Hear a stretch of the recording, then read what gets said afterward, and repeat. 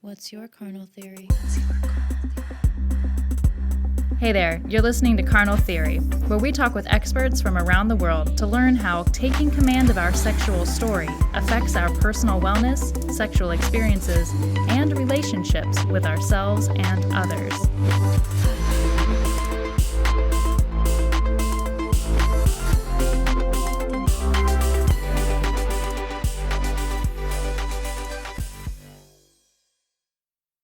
Hi everyone, I'm Abba. And I'm Amanda. And today on Carnal Theory, we're sitting down with Caritia, a kink practitioner, BDSM expert, an educator, an artist, a businesswoman, and so much more. She is the co-founder of both Karate House and the new educational platform, Oh Yes Please, which we will be digging into definitely more so in the next few minutes. Welcome, Caritia. Thank you for taking time out of your busy day to chat with us. Thank you for inviting me, Amanda and Abba. It's a pleasure to be here. Thanks so much.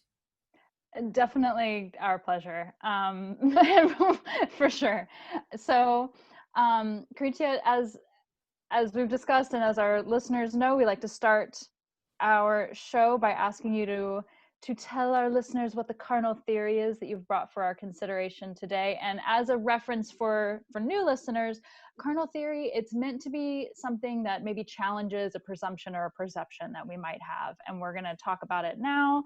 We'll have some conversation around it and talk about lots of other things that that she's up to, and then get into and then reflect upon it again at the end of the show, just to see if maybe even during the episode our presumptions or perceptions might have changed already based upon what we talked about. So please, what have you brought for us today? So my carnal theory for you all is consent is enthusiastic consent is sexy and desirable. Can I snaps all around first off. Can you, whenever possible, I like to help make sure like everybody starts off on like a foundational like understanding where we're at of what is meant. Can you tell us what enthusiastic consent is versus like regular consent?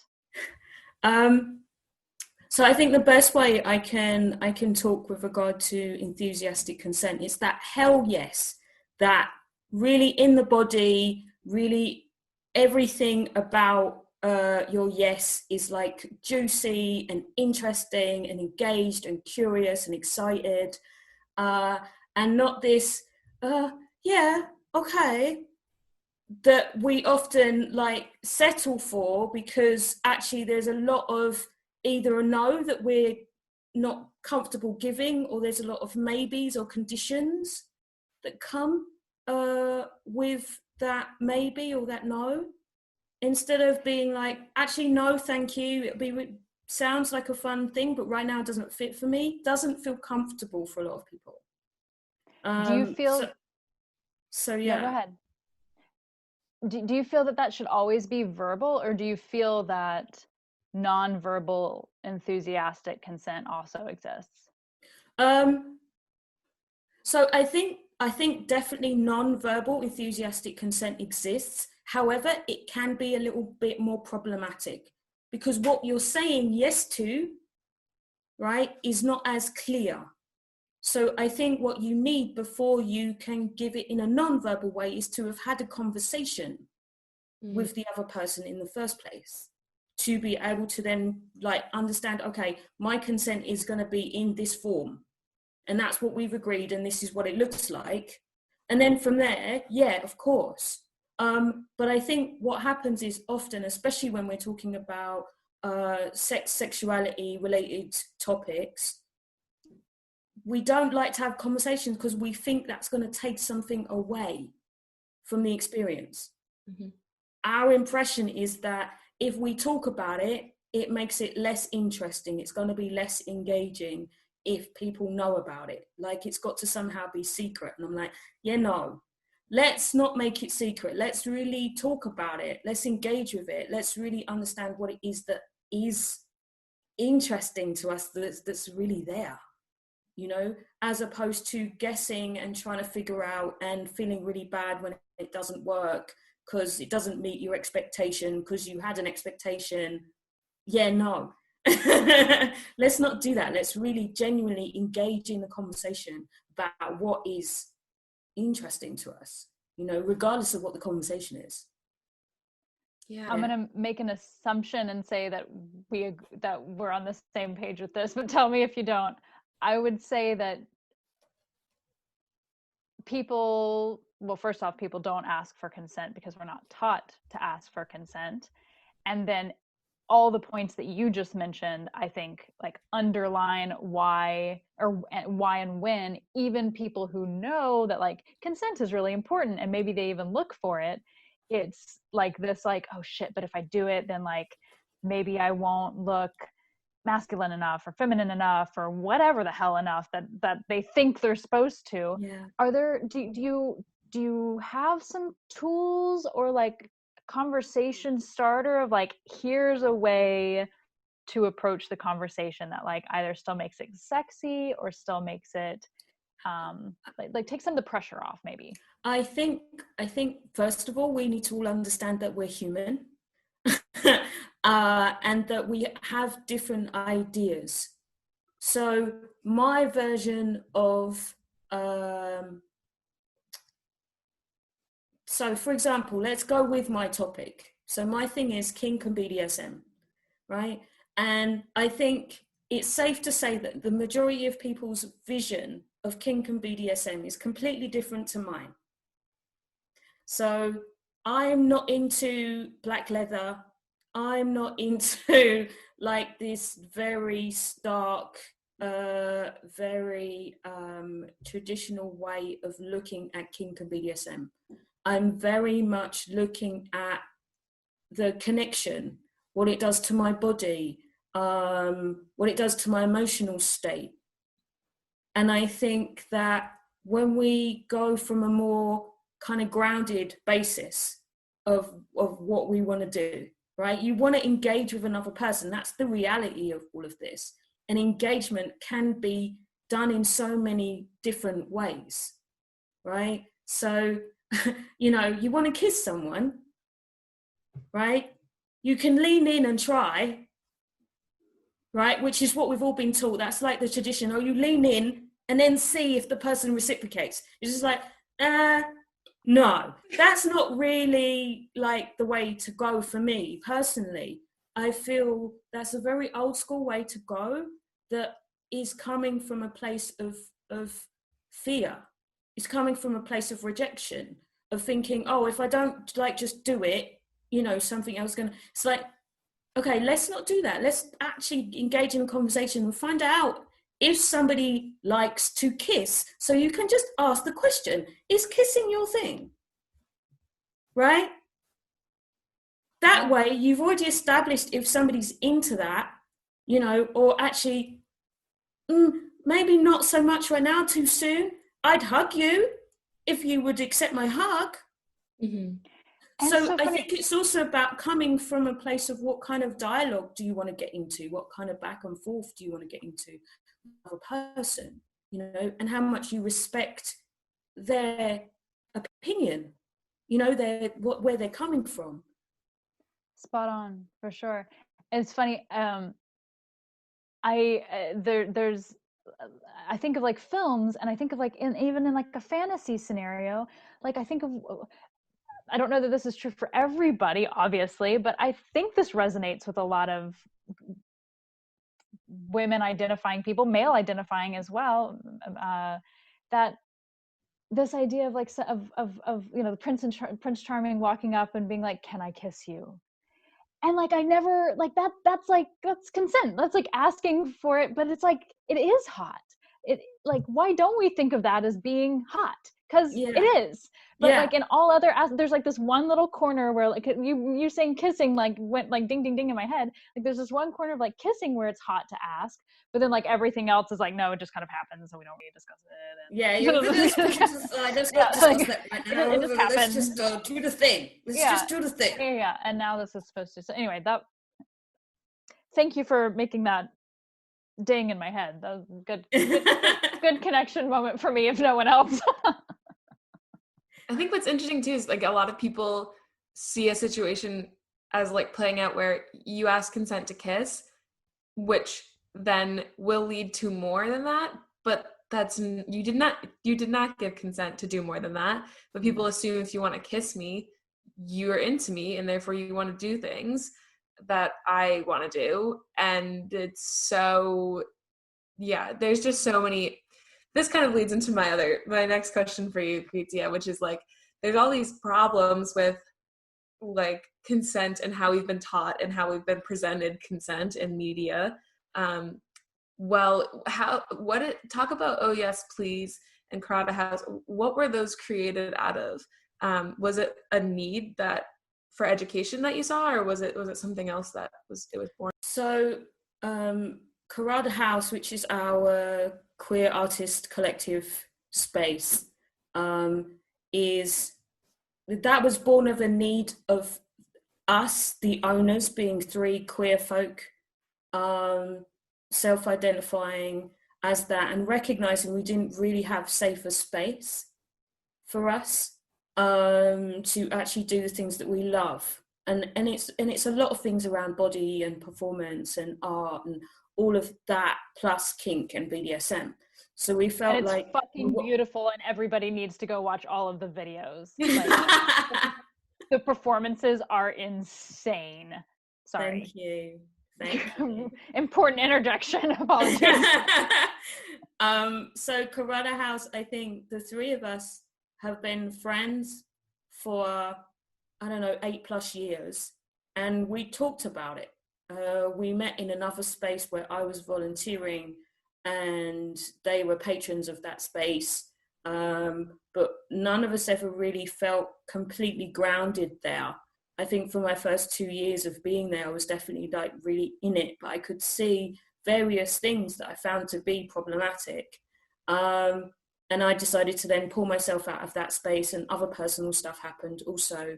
And then we didn't see each other for a long time. And then when we got back together again, the idea was still there to find somewhere, because I think we were all waiting for something to happen. So I'm Berlin based. I'm originally from the UK. And in Berlin, it's like said to be like one of the queerest places on the planet, except there's no real dedicated space, or there wasn't a dedicated space to queer folk. There's lots of different events and things like that were going on, but there was not a dedicated space. So we just went, then you know what, let's just try. And we were going to do it in 2020. Look how 2020 turned out. But 2019, actually, we found somewhere and we found a space for the project, and we said we'd do it for like a year and a half and then see. Fast forward to COVID happening, and we had to shift everything online, which was a major thing for me because I'm so used to doing this work in person. So it was the challenge of being queer, being marginalized, and having to adapt, as many queer folk do, to a situation that is basically an emergency, because we needed to continue to make money, but we also wanted to continue to take care of our queer community. So we did several different things in that vein. And as we started to bring things online, our audience expanded.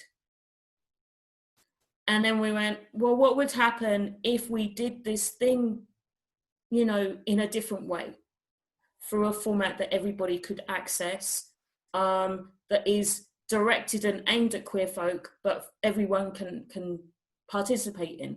And that's how Oh Yes Please was born, was this wanting to translate what was our ethos and ethics from an in-person space to an online platform for kink education and sexuality exploration.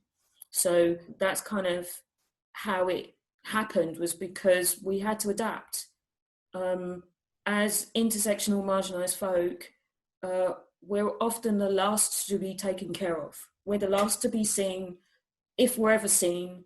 And that's really what Caritia House was about, was we wanted to be seen, and we wanted other people to be seen also, who are often pushed to the side, who are often not considered, not talked about, not included.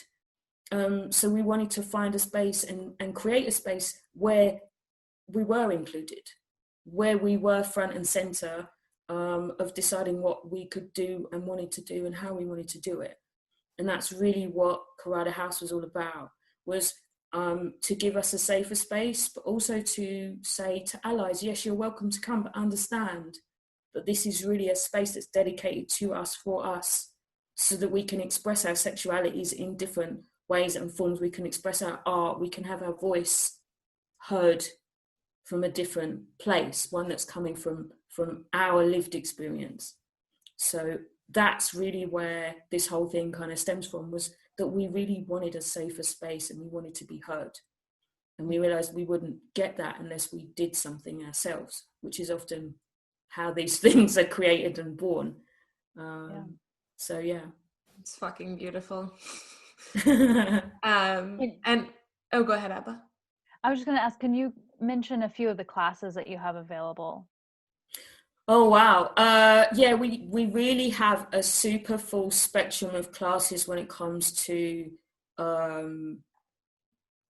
just exploration, basically. So there's Pressure Points, which are one of my favorites and one of the popular courses that we do, which is all about, doing different, like literally doing pressure on various points. I'm completely geeked out on that, on Oh Yes Please. That has a course all of its own.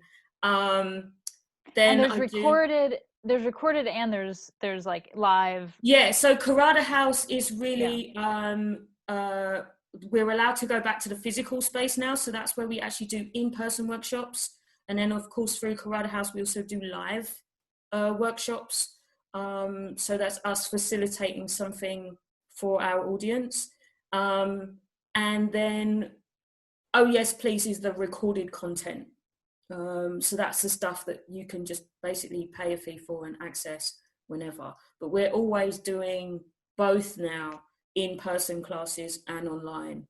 When you realize the opportunity you can offer to other people, because so many people don't have access, especially queer and marginalized folk, especially women. Because we don't earn the same amount of money, we don't get the same amount of time, we don't have the same amount of privileges. It's about giving as many options and opportunities as we can to folk to participate. So with the online classes, we give away spots to folk who can't actually afford, and you can just write to us at Caritia House and ask and request that if there's a course that you want to do and you want access and you really don't have funds. We offer like a tier ticket system, so you can have a solidarity ticket, which is a reduced rate ticket, a regular ticket and a supporter ticket. So a supporter ticket pays for part of. And all of those things are like just things we realized we needed to put in place to give access, right? To give access to people that wouldn't really have it otherwise. And I think that's the other thing that's really important. It's like when you decide that you want to include everyone, it's like, how do you also do that?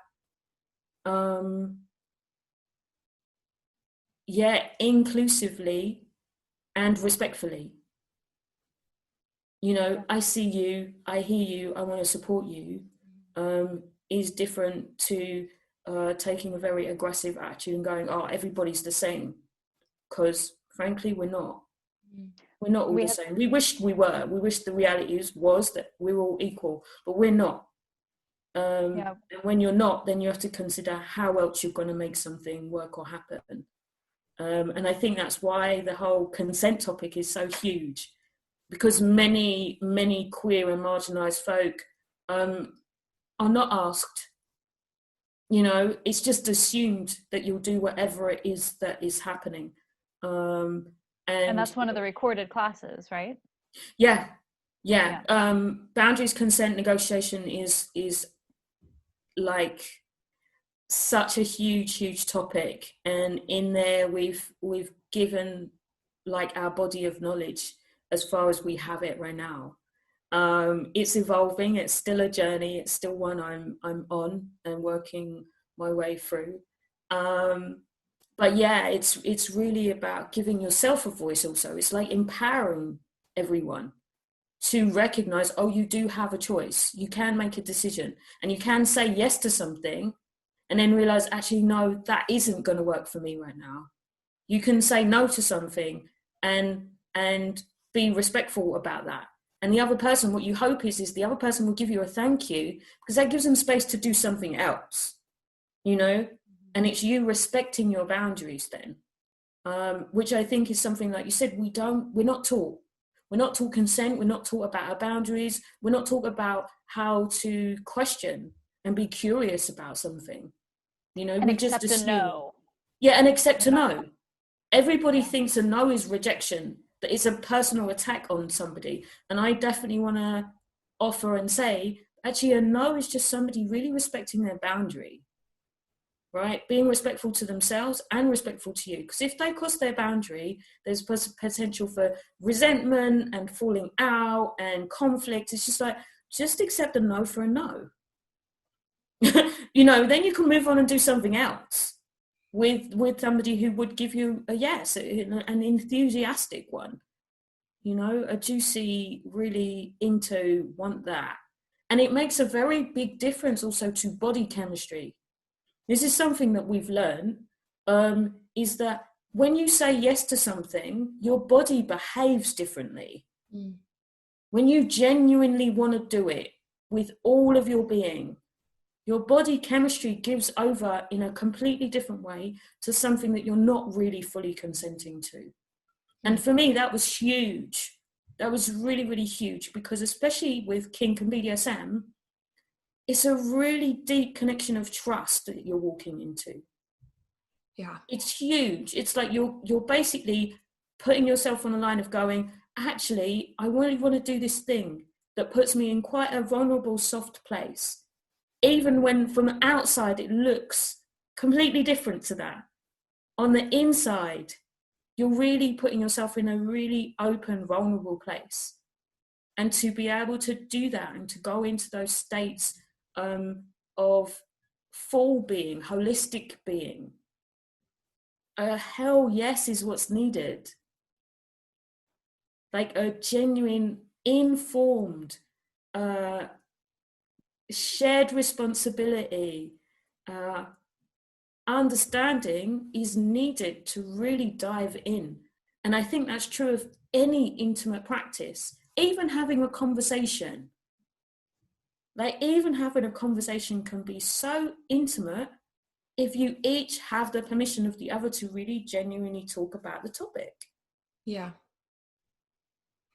And I find that so engaging and interesting to find out, you know, our different types of language and how we see things, you know, not to have something like expected or projected onto you or assumed about you, but to genuinely go, actually, this is how I see it. Oh, I use the same label, but I see it slightly differently.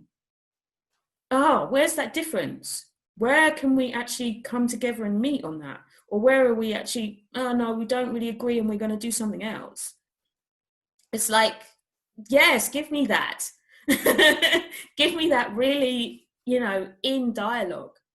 And I know it's challenging because some of us, I'm going to just fess up right now. I'm an introvert. And it is challenging to sometimes want to get into conversations that are so intimate with folks. Yeah. You know? And at the same time, I realize how much more powerful it is both for me and for them when I can actually genuinely go, yes, this is something I really genuinely want to do. And I want to do it with you. Mm-hmm. So, a couple of things that stood out to me, in addition to enthusiastic consent, the informed consent. Yeah. What a keyword, pivotal keyword. Also, obviously, we're talking about the sexual realm, and I think Amanda wanted to ask a little bit in terms of like politics, but I see this in, or how this becomes politicized.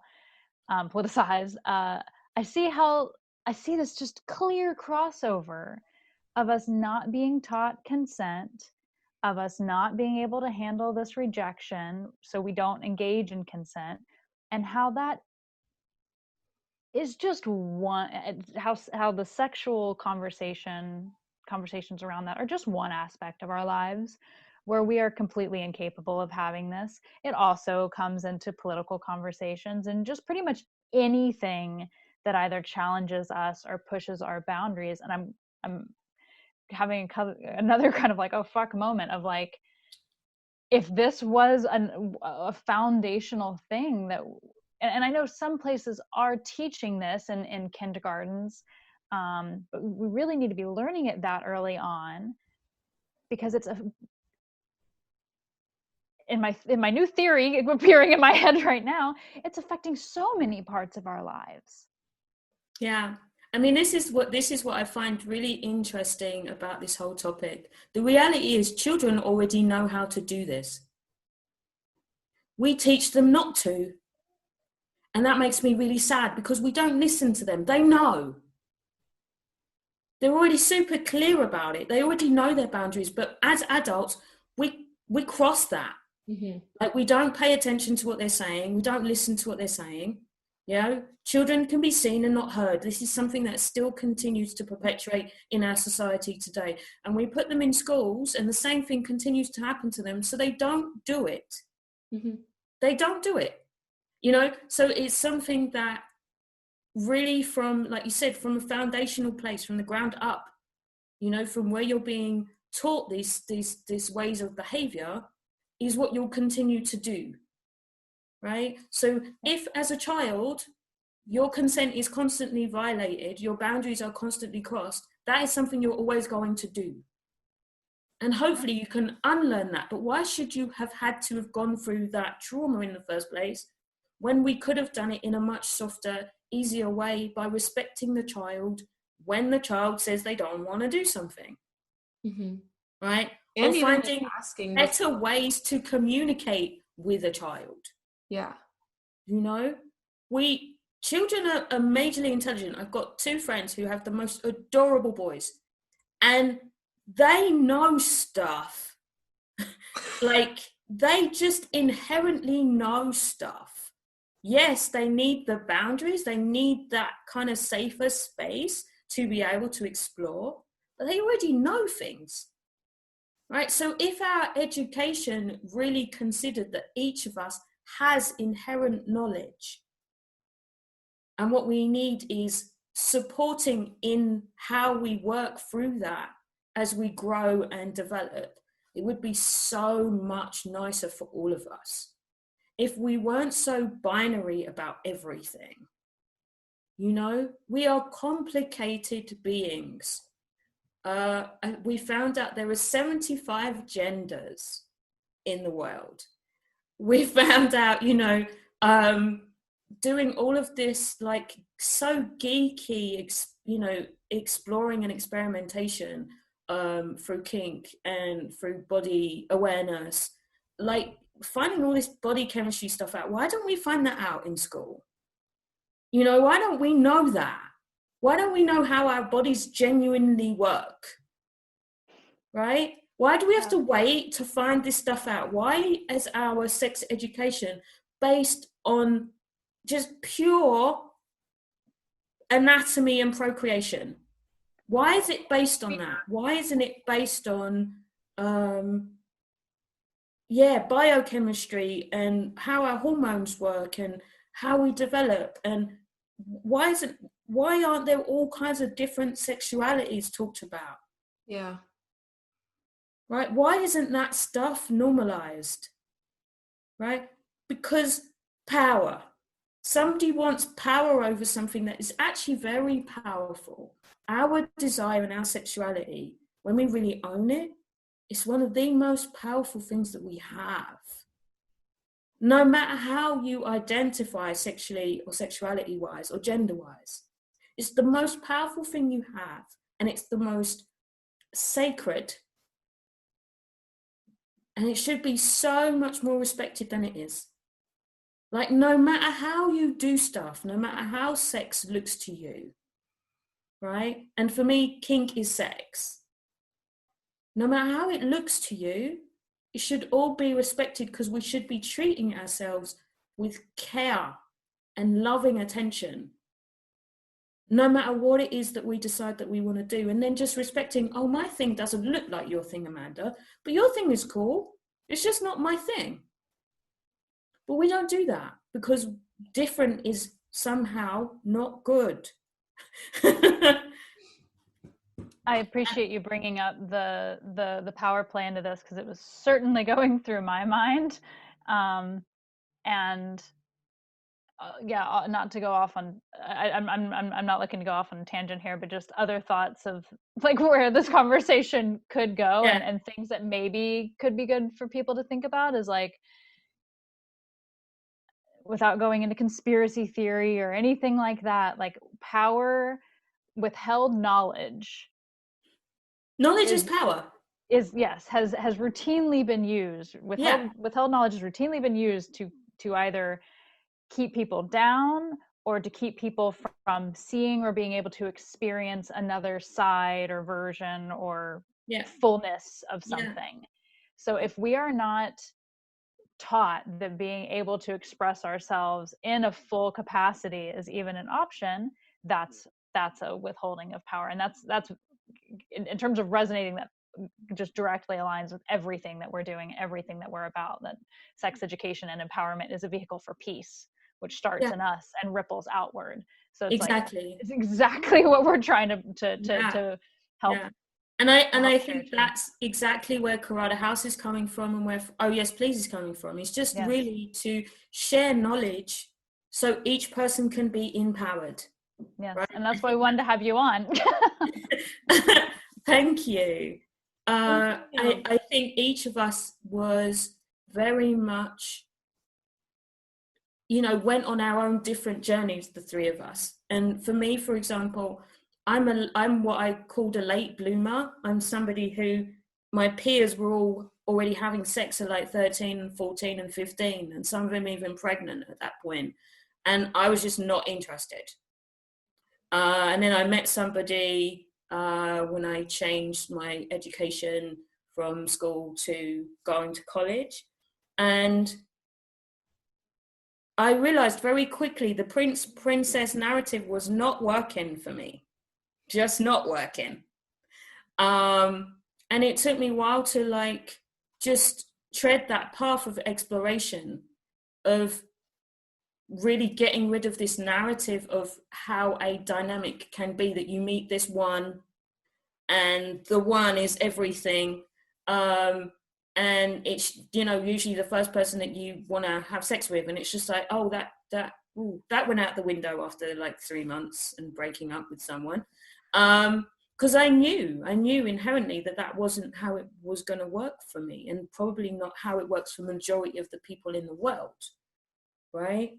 But it's an old narrative that is coming from a historical place, It's a narrative that's coming from conflict and wartime and trying to find stability and just connecting with, all kinds of stuff.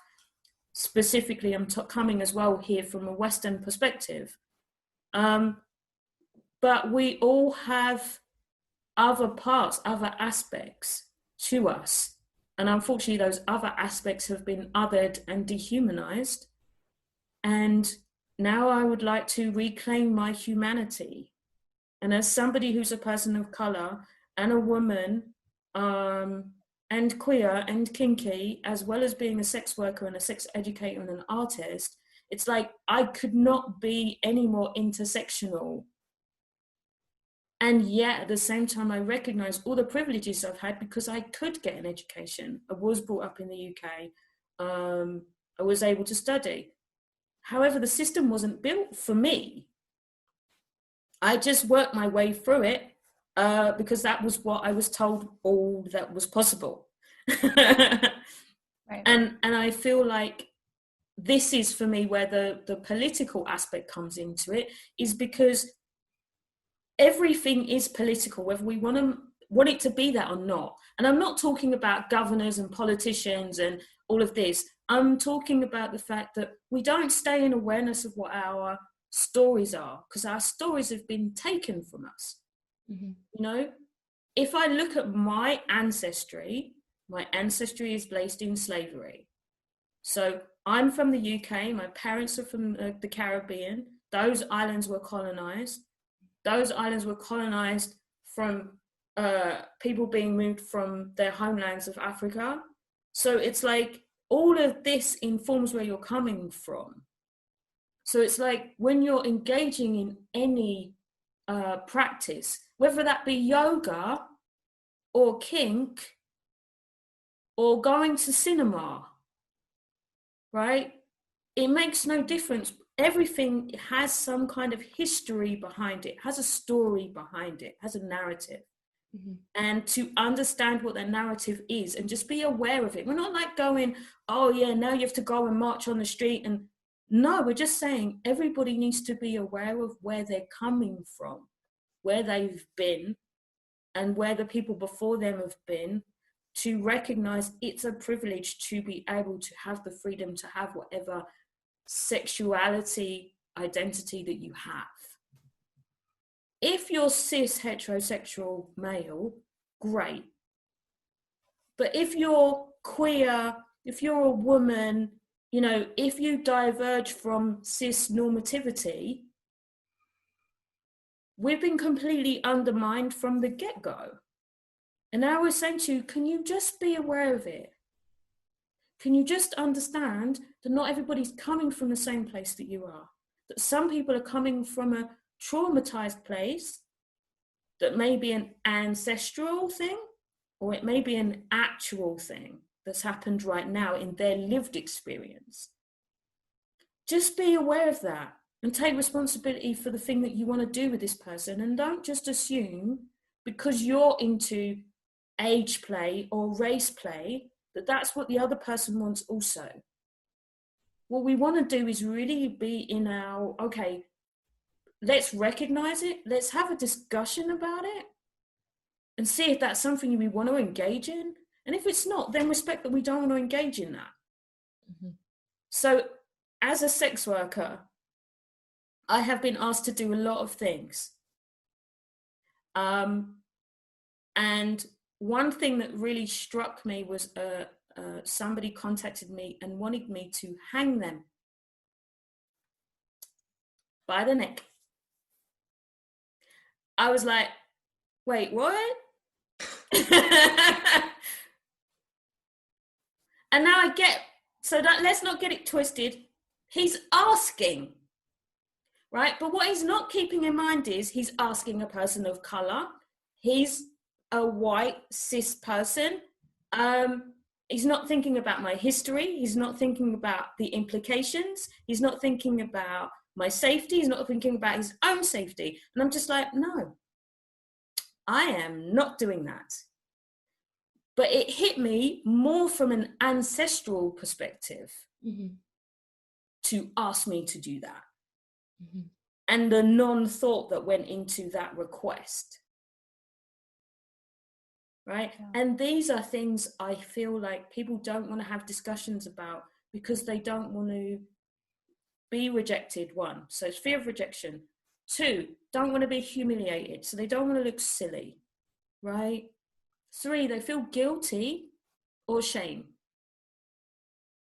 And it's like, okay, if let's be honest, let's put all those things on the table, let's understand them, and then go, okay, but now what we want to do is really engage and play and be in trust with each other, be in connection with each other, and really commune in a much deeper way, you know? And that really comes from genuine permission.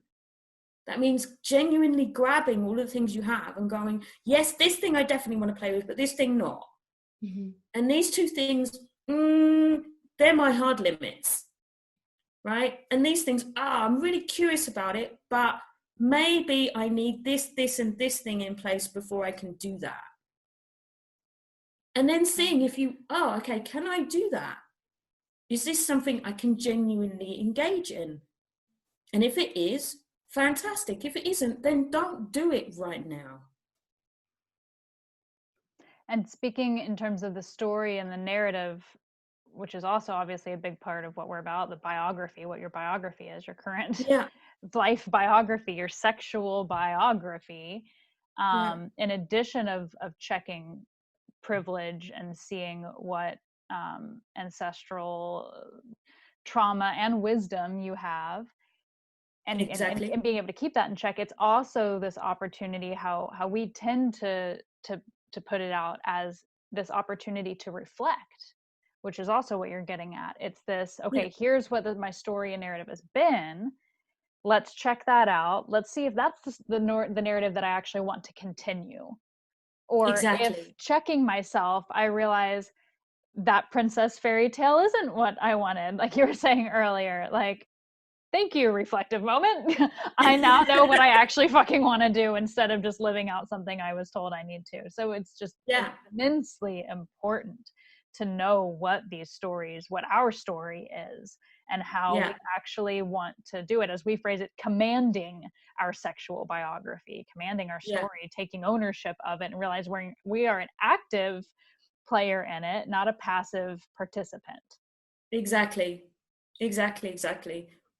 I think it helps the narrative if we, if we just follow.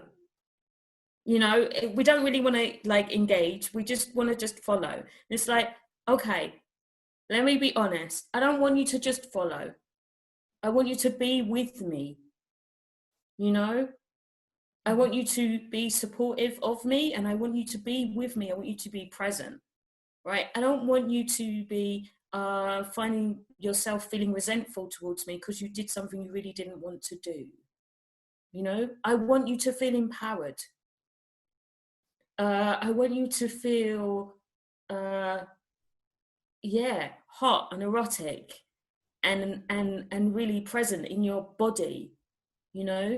I want you to really have fun. You want to say, "Oh yes, please." Yeah. Yeah. I want you to say, "Oh yes, please." Genuinely, from a place where it feels really grounded and earthy and full of curiosity and excitement. I think that's the thing that kind of we lose out on, because we don't allow for the full spectrum of what sexuality can be. Yeah. We miss out on stuff. We miss out on genuinely connecting to ourselves, firstly, because that's the first place you need to get consent from, is from you. And then gaining consent and informed consent from the other person who you want to do this with, or people, because, group stuff also fun. And I think it's also understanding that I always say that I talk in a language of kink and BDSM. I see power dynamics and hierarchies, healthy ones, all over the place. I see potential ways to, play and engage with the body and loosen people up. And I see the creativity in it also. It's art. Yeah, totally. I think people don't always necessarily understand or get it because it's not perspective they've necessarily looked at. But I do think sex and sexuality is artistic and creative, and it's an energy. It's a shared energy. So whether what it is yourself pleasuring yourself, or if it is that actually you're being tied up in the form of shibari, which is a practice I do, and really allowing yourself to surrender into that experience. It's all about understanding the language of the body and what's there in you and what's there for you, and how someone can hold space for you, and how you can genuinely enjoy everything about your body and who you are, and change and transform it, and not stay. We are often, I find we are so stuck. We're so stuck in what's right or not, again, in the binary. And it's like, instead of seeing binary, I see spectrum. I see a spectrum of genders, I see a spectrum of sexualities, and when we can really genuinely consent and give permission, it's amazing what you can do and what your body will allow for. It's like the biggest adventure playground ever. In my humble opinion, it's the most powerful thing, our bodies. They're really powerful. And our bodies with our minds engaged, you know, and not just put to the side because, I'm just gonna, no, but really like, what fantasies do you have? What desires can you share? What really, really uplifts you in your sex and sexuality life. And that's what kink is for me. Kink uplifts me. Yeah. It gives me so many different flavors and ways to engage with my own body and that of other people. And when I'm giving like a session, so I do private sessions for people so they can experience some of these things. I really want to give you the most holistic experience you can have. You know, coming from a place of holding space, genuinely holding space for folks. That's really where I want to come from. And I think that's another thing that I find challenging is like, we don't allow for sex workers to do what they do. Sex workers work. Yeah. Right? But sex workers do it from a place where they want permission from you to help you engage with you. That's what sex work's about, right? Because sometimes you don't have the opportunity, you don't have the partner, you don't have the connections. And these people know, I know things that other people don't know. And that through Carrada House, through Oh Yes Please, like the joy it gives me, like to be able to share the knowledge I have, to share the possibilities of something you could do differently. And it may only be a really small thing, right? You might realize that you have a fetish for seeing somebody's hand move. It might be like the smallest thing, but it could make all the difference to how you engage with yourself and other people in the future in that. And for me, I'm like, just that is like, for me, mind-blowing. Yeah. Right? Just really simple things. Really, really simple things bring me so much joy. Bring me so much joy. I feel really confident that we could probably talk for another 5 hours. The overlap and the knowledge, and this has been really insightful and wonderful. Thank you. Surely, due to time, I want to ask that if you could repeat the carnal theory that you brought for us today. Yeah. And let our listeners take that with them and think about all that we've talked about and how they might have some own questioning of their own biographies and narratives that they need to look at and think more about, and then how they can be more, hopefully, enthusiastic. In the ways so my carnal theory is enthusiastic consent is sexy and desirable. And I hold to that probably for the rest of my days. Thank you so much. Thanks to everyone for tuning in to this episode. We hope it's given you something further to reflect upon. I know I definitely have some new insights, and I'm really, really excited to talk to more people about this. But reach out with any questions or insights on our Instagram page at Carnal Theory, and definitely go check out everything that Carrada House, Oh Yes Please, Caritia. She's on Instagram. Your social media is just at Caritia, super easy to find. Go give her a follow. Check out Carrada House, which is carrada-house.de, or ohyesplease.org. The work they're doing is incredible and beautiful, and thank you so much for being with us today. Thank you so much for having me. It's been an absolute pleasure. Really, really. Thank you so much. Carnal Theory is produced by My Sex Bio. Our sound design is by Audrey Cohane, and our theme music by Min the Universe. My Sex Bio is an educational platform built to empower people like you to take command of your sexual biography. Follow us on Instagram, Twitter, Facebook, LinkedIn, TikTok, YouTube, and Spotify at MySexBio. Visit our website and join our e-letter at mysexbio.org and support our work by joining our Patreon. Thank you.